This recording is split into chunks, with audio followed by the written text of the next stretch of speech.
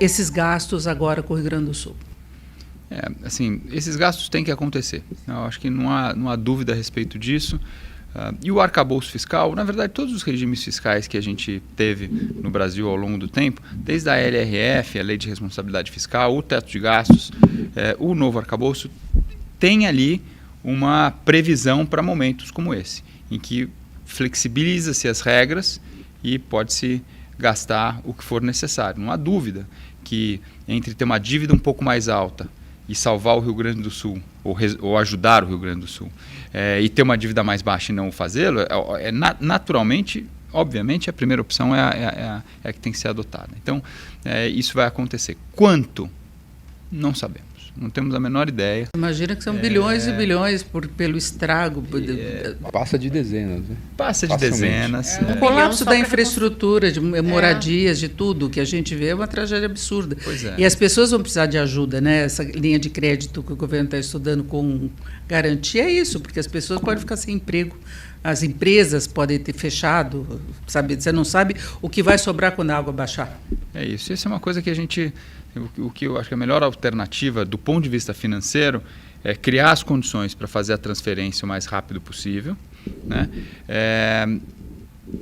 Se planejar ali alguma coisa no orçamento, 10, 20, 30 bi, para isso pelo menos seria o primeiro, não sei se vai... Às vezes não precisa nem tudo isso, às vezes vai precisar mais do que isso, a gente não sabe.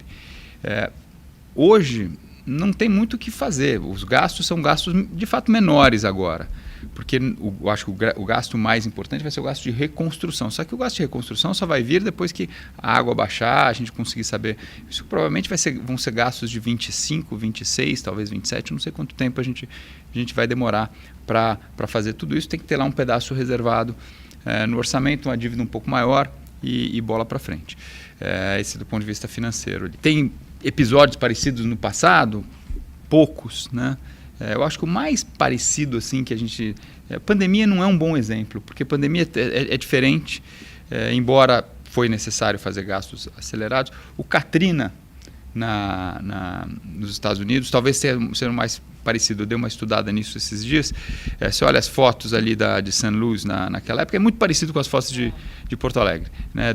Então eu acho que é mais ou menos aquilo. Agora, ali, quanto for de gasto só de infraestrutura, eu acho que foram 15 bi de dólares, isso significaria uns 50 de reais, não sei. Então esse é o ponto que a gente vai descobrir ao longo do tempo. O que é importante aqui, né? Que eu achei bacana na discussão pública, porque está todo mundo falando isso, que não foi o que aconteceu na pandemia. É importante que esses gastos sejam feitos, mas é importante não distorcer o resto do arcabouço fiscal por conta disso, ou seja, aproveitar o gasto para desfazer as outras amarras fiscais. Através de uma PEC, por exemplo. Isso, porque aí você desamarra totalmente o fiscal brasileiro e perde o controle com outras coisas. Porque quem já esteve no setor público sabe, tudo é importante, tudo é urgente. Então, o Rio Grande do Sul é urgente, mas também aquele outro estado é importante, aquele outro está passando dificuldade, aí você perde o controle.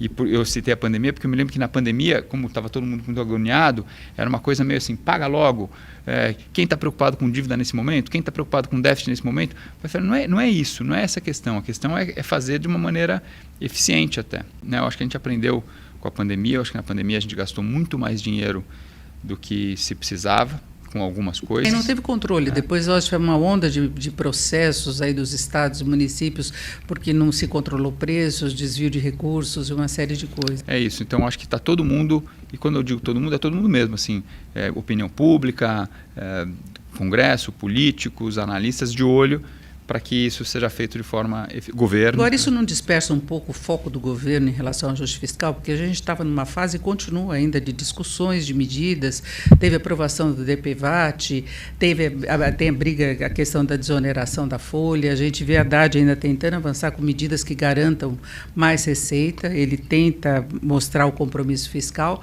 mas Lula já várias vezes deixou de lado essa questão, ele acha que a dívida pública não é problema, que outros países têm dívida pública maior que o Brasil, ele tem insistido muito nessa questão né, como se fosse só uma questão de percentual de PIB ou de valores, e não leva em conta a condição do Brasil mesmo, não pode desviar um pouco o foco, porque a gente viu uma mobilização total, o Congresso, o Supremo também de acordo com flexibilizações, todo mundo disposto a ajudar o Rio Grande do Sul, mas não dispersa daquele foco que se deveria ter do fiscal, o fiscal central mesmo, né, tirando essas exceções.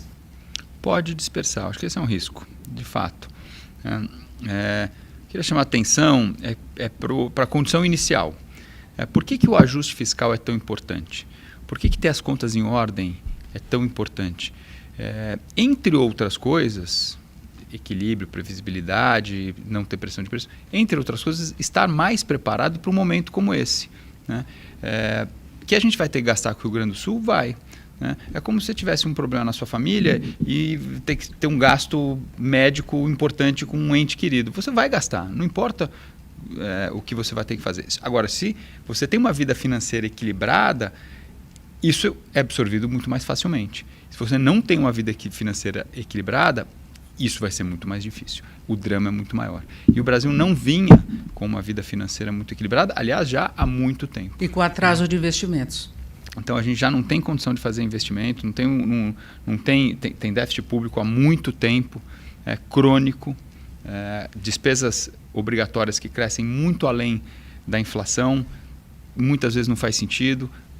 Isso o ministro também tem colocado. Benefícios tributários também que não se mede se vale a pena ou não vale a pena, gasta-se muito dinheiro com isso. Então, a gente já vinha numa situação muito fragilizada. Aparece uma necessidade como essa, é mais difícil não só fazer o gasto, como depois se reequilibrar lá na frente. Se você está equilibradinho no início, faz sua despesa, é mais fácil voltar para o equilíbrio lá na frente. E mais, né, como a gente está acostumado a pouca disciplina fiscal, vem o risco que você mencionou, que aí a comparação que eu faço é com a crise de 2008. Também as comparações são delicadas, mas assim, em 2008... Quem viveu a gente estava no mercado já, né, Marcelo? Quem viveu a crise de 2008, lembra assim, foi um momento em que havia um pânico generalizado e uma sensação no mundo inteiro, parecido com a pandemia, que a política fiscal naquele momento deveria ser... Gastar não era um problema ali, a gente tinha que resolver o problema maior, que era o problema da crise financeira. Tudo bem, isso aconteceu. Só que o Brasil começou a gastar em 2008 e só foi parar em 2016. Aproveitou a crise e descarrilhou o fiscal de tal forma que a gente só conseguiu reequilibrar lá na frente no teto de gastos em 2016. Né? E aí o país capotou, tivemos 7% de recessão, 2 anos seguidos de queda de 3,5% mais ou menos. Maior recessão desde os anos 30. Maior recessão desde os anos 30. Num contexto internacional muito amigável, né? Então algo completamente produzido por nós mesmos, pela incompetência na gestão fiscal, né? Então, esse é o risco, quer dizer, circunscreve a tragédia, gasto o que for necessário com aquele ponto, e só.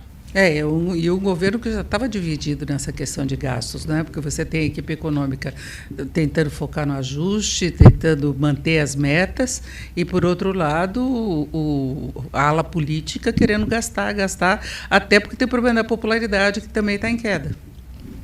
Pois é, eu vi...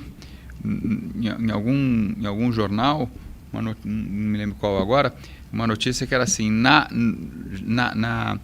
tem a votação no Congresso para calamidade, para abrir espaço para o Rio Grande do Sul. Obviamente isso está sendo feito a toque de caixa, é preciso que seja feito, mas já entrou ali um jabuti né, de criação de cargos no judiciário. No judiciário, que não me parece ter nenhuma relação com a crise...